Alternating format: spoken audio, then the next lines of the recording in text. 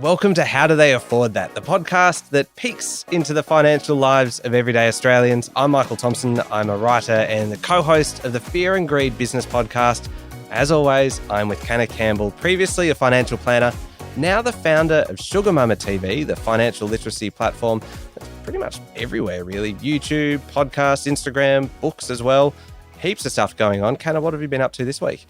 We just came back from staying at the Fairmont in the Blue Mountains. Ooh, very nice. So I'm a Subaru ambassador and they do this Great Australian Detour, which is basically about hitting the road and just going exploring. And the Fairmont was off the charts for my children.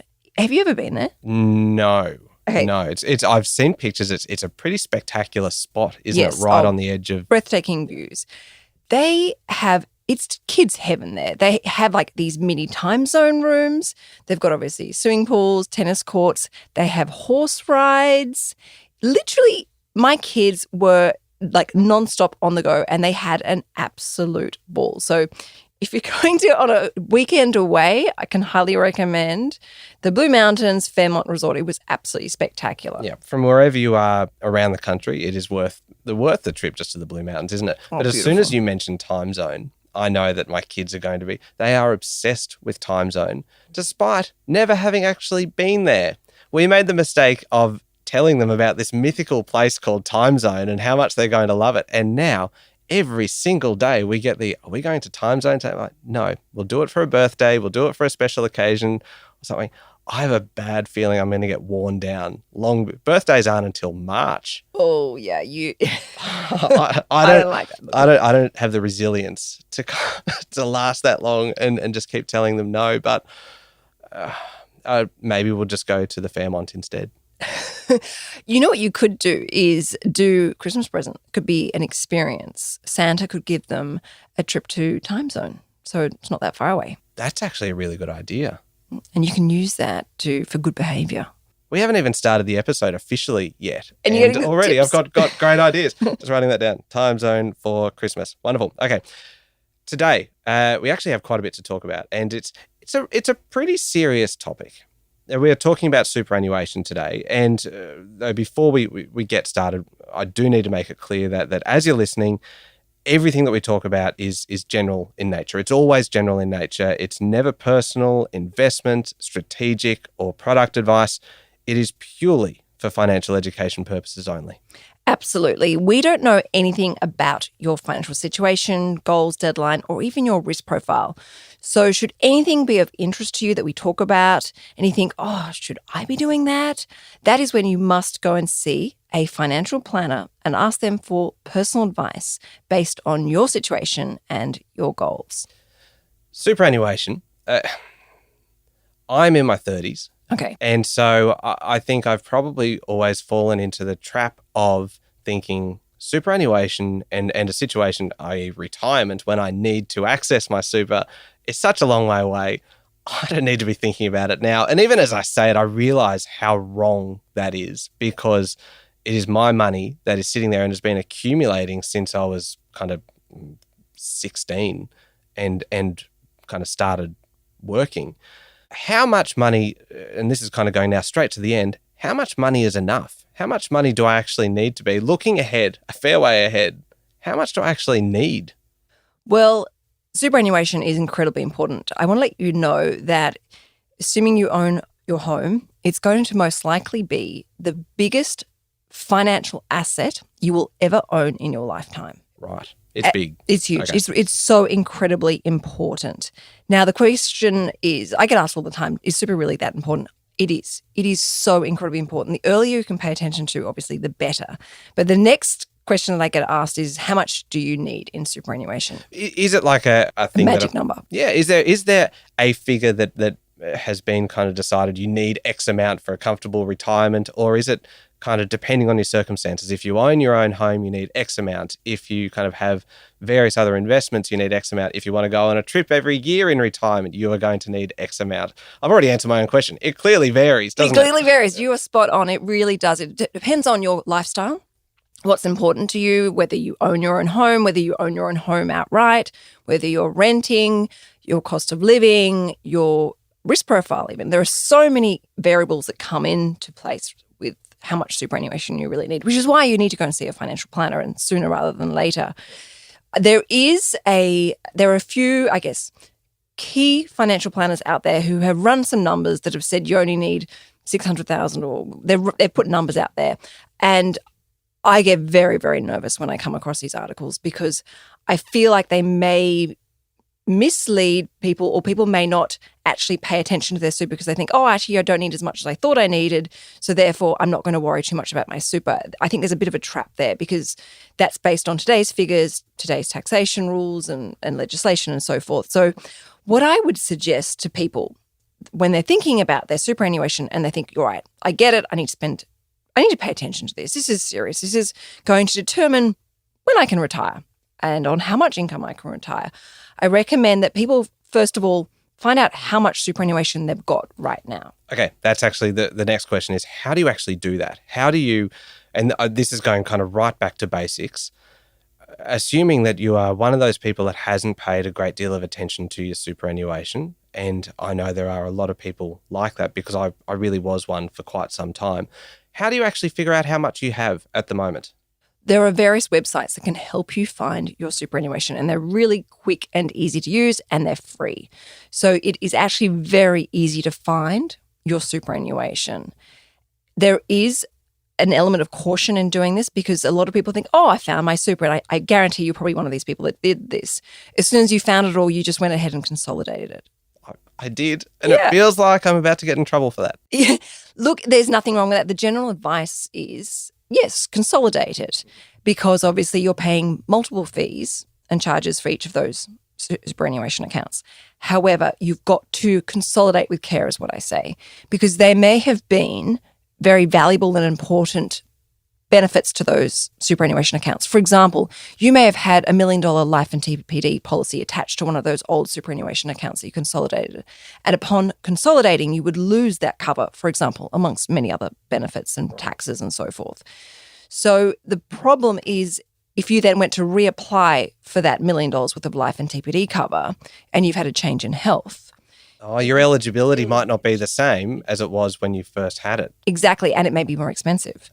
You may have a loading. You may now have an exclusion. You may not be insurable at all, and this is particularly prevalent around mental health as well. Oh, right. So it's something you've really got to do with care. So you would go and do an investigation into each of those superannuation accounts so that you understand what you're losing and what you want to lose versus, okay, maybe I need to instead of rolling all my other superannuation accounts into that one, maybe I need to do it the other way around.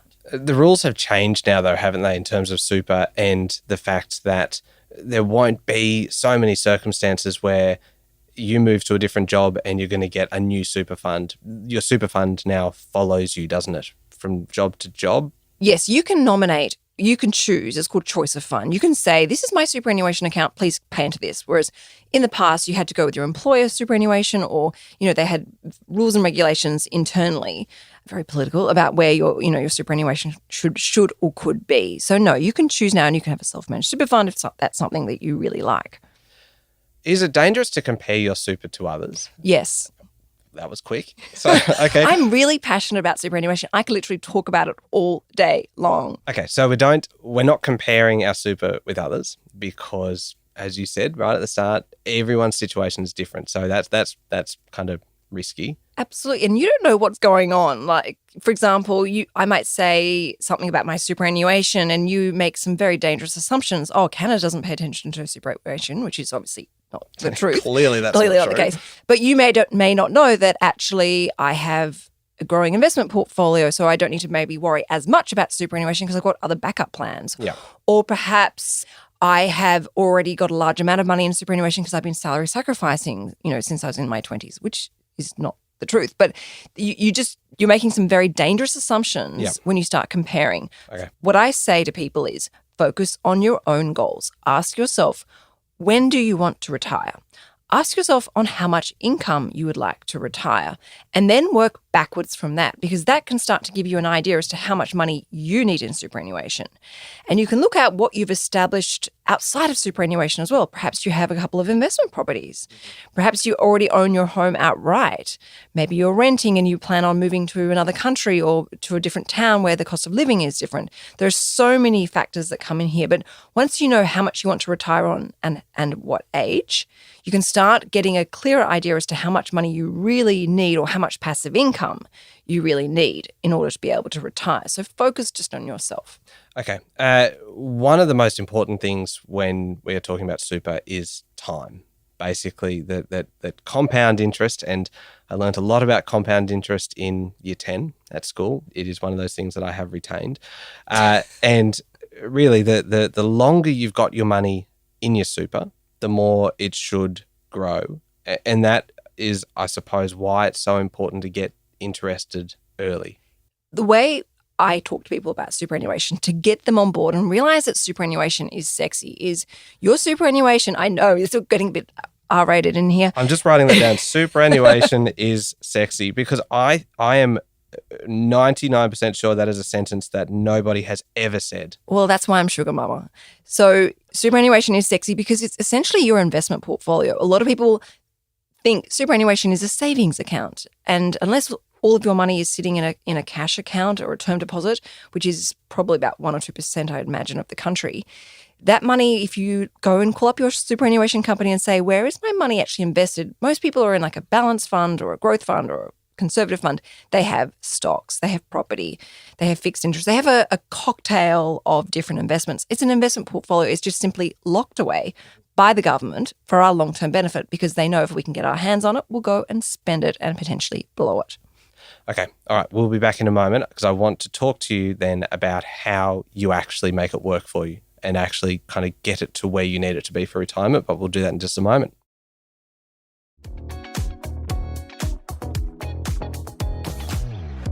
Okay. So we're talking about super, and you mentioned before just in passing that it is quite political, a lot of everything that happens around it. And part of that is really there's been some big reforms in recent years about the way superannuation is managed. One of those changes is that the superannuation guarantee, the amount that, look at me, I'm sounding like the expert here. I know, I'm impressed. The superannuation guarantee, which is the amount that your employer pays into your super fund, is increasing over time from kind of 9% to 9.5% to 10%, and that it is going to reach 12% by 2025, I believe. Does this mean that people kind of need to change the way they think about their superannuation, in that if this is basically calculated as a portion of your salary, that you should actually view it as part of your salary and not just something extra that's just kind of paid into an account that you never really see? Look, I may sound really boring here, but you should be paying attention to it, even if it was 5%, because it's going to give you your comfort of living. As I said, the more money you've got in superannuation, the more financially stable and independent you're going to be. The earlier you can potentially retire, obviously being aware of, the conditions of release. It will also dictate your lifestyle. Is your retirement going to be one overseas holiday a year or one overseas holiday every 5 years? Are you going to be able to travel around Australia? What are your goals and dreams when it comes to having a comfortable, enjoyable retirement, and also being able to access all the things you need during retirement, such as any particular medical needs or moving homes and downsizing and things like that. So you need to pay attention whether it's 1% or 100% going into superannuation. Okay, so we've set our goal. We know kind of what we want. So say we want to travel every 2 years in retirement. We know we're going to need X amount per year. What then if looking ahead we go, I don't think I'm going to have enough in my super fund? This is the kind of the guts of it. What can you do if you don't think you're going to have enough in your super fund when you hit retirement? There's actually so many different things you can do. Okay. And the earlier you get started, and this is why going and seeing a financial planner sooner rather than later is highly advisable. But you can do things like salary sacrificing, which can be quite, I guess, advantageous from a taxation perspective. So what exactly is salary sacrificing? Because it's one of those terms that you do hear referenced a lot. Is it as literal as taking part of your salary and sending that into your super before tax? Correct. Oh, there you go. You know so much more than you realize. It's great. It's really simple. It's literally foregoing some of your salary in order to get more into superannuation, because obviously superannuation is concessionally taxed. It's a little mini tax haven within itself. It can be really advantageous for people to utilize this as a wealth creation strategy, obviously in combination of other things they might have going on. And obviously, as I said, once money's in superannuation, you can't get it out. So if I go and deposit $100 into my super account, I can't change my mind and say, can I get that money back out? So I need to understand all the pros and cons in doing something like this, but absolutely. And there are all sorts of other things you can do. You can actually make additional contributions with after-tax money into superannuation, being mindful of obviously the caps, and the caps do change every time we have a budget or every couple of years. So being aware of what the annual per financial year caps are so that you don't exceed them. And that's where you get advice to kind of indicate what the updated cap is so that you're not exceeding it. Yeah. And obviously things like, if you're going to take some time out away from the workforce to raise children or to take care of family members, or you're taking a sabbatical, or you're maybe doing a career shift and you might start studying again, you need to be, there are options available there like spouse contributions as well. There are lots of different things. But then superannuation is important, it's very, very powerful. But if you're worried that you're behind, you can also start investing. Your retirement can be supplemented from your superannuation income stream through something like an allocated pension. Mm-hmm. And, for example, an investment portfolio, maybe it might be dividends, it might be rental income, it might be interest. So superannuation is not going to solely dictate when and how you can retire. You can do other things as well. And obviously the restrictions of superannuation that you can't access it until you meet a condition of release, which for most people will be between age 60 and 65, depending on when you were born. Having that fallback of, say an investment portfolio, all sorts of different wonderful investments can allow that accessibility so you have the best of both worlds. And it's something I personally do. I invest outside of superannuation and I invest in my superannuation. They're both equally important. Can I ask you a really specific question about salary sacrificing for your super? And it's kind of one of those things that I get the concept of it, but I actually just don't understand physically how to do it. Is it something that you then speak to your employer about doing it, or is it a case that you transfer the money into your super? This is the part that I always get stumped on. How do you actually implement it? You need to speak to your employer. Okay. It's a contractual agreement. So you will say to your employer, hey, I know I've got a pay rise coming up. Instead of that pay rise being paid to me, can we salary sacrifice 50% of that? And they will sit down and run the numbers with you and show you, okay, well, this is what your after-tax pay will look like because you are taking less pay. And this is how much more you'll be getting into superannuation. So most employers will run the numbers to show you the before and after effect. Can they say no? Or is it your money and you kind of decide where it goes? It's your money. You're deciding. Like you decide. Yeah. A lot of employees tend to really like it as well, though. Okay. Look, I was just curious because in some cases it can just feel like you hear the word salary sacrifice and the term salary sacrifice, I realise now that it's two words, and it feels like one of those things that could be too hard. Not at all. It's so advantageous. And you can also use a carry forward rule where if you haven't salary sacrificed in the past and you'd like to kind of catch up, there are windows where you can potentially do that. But again, that's something you'd recommend speaking to a financial planner. Okay. We are going to run out of time. And I can see how enthusiastic you are about superannuation, and so there is a lot more that we should cover in a future episode. But there is one point that I wanted to pick up on because you mentioned it briefly before when we were talking about consolidating your super fund. The importance of knowing what you're paying for within your super and trying to get an idea of the fees, the monthly fees or the annual fees. They're mostly monthly, aren't they? Calculated. It's a combination of things, actually. Insurance and others that you have in there, and actually sitting down and going through what you are paying. How do you do that? Do you go into your app for your superannuation? I'm everything I do is app based, so I'm assuming that there's an app for this. Look, what I used to do when I was financial planning and I was looking at my clients' superannuation accounts is I would simply pick up the phone. And I know that's quite archaic, but it's very old school. It is very old school, but I really liked having someone on the phone and I would drill them. I would ask them so many questions and I would sit on the phone whilst on their website going through the PDS so I didn't forget anything or didn't miss anything. and I would have the client's statements in front of me. So I did a really thorough, investigation of my client's superannuation before we did any sort of form of consolidation. But it helps a lot. And the call centers attached to these superannuation accounts are very, very helpful. They're very knowledgeable and they can talk you through all the fees. If you say, I'd like to know every single fee, they'll go through them all with you and explain. And it can be a fantastic educational experience, which literally takes 15, 20 minutes max. Yeah. And you get a much clearer understanding of all those fees because no two superannuation accounts are the same. So it's basically the same as watching an episode of, I don't know, Loot or Modern Family or something. It's the same amount of time, yet it's actually a lot more worthwhile. Exactly. Oh, perfect. All right. I think we've run out of time today. We will come back to superannuation in the future, but I have been furiously kind of scribbling notes because I treat this basically as my own learning experience. So super is clearly important. I'm like, all the words want to come out, like, I want to jump down the microphone. Yes. Start early. Focus on your own goals, set them, and work backwards to make sure that you are able to kind of meet those goals.